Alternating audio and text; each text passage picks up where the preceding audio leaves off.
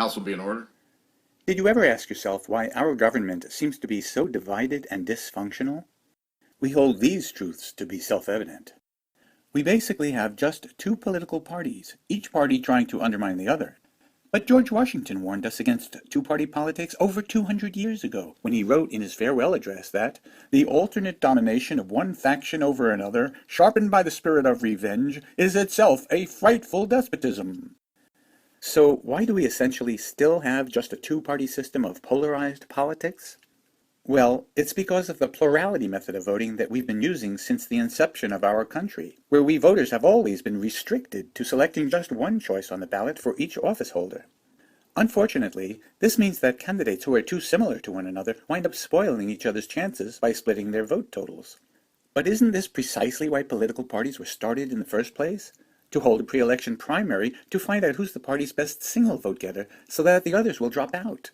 But parties that are too similar to one another also spoil each other's chances, which is why politics in America quickly gravitated into a two-party system, because most voters don't want to waste their one and only precious vote on any third-party candidate who, it is presumed, doesn't stand a good chance of winning, which is why we, the voters, sometimes feel like we're being forced to vote for the lesser of two evils.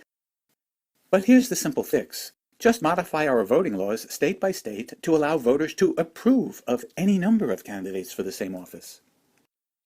So just what do we the people get when we simply expand our plurality voting into what is called approval voting? It's this.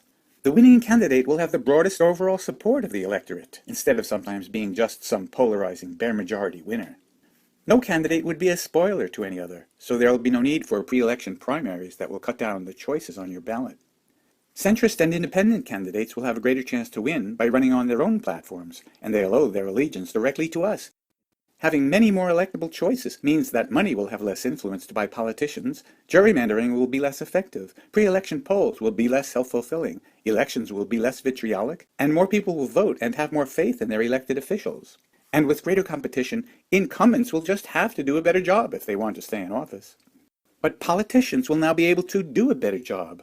They can use approval voting to help select the most approved parts of lots of bills on the same subject, to quickly put together legislation most pleasing to the most people possible.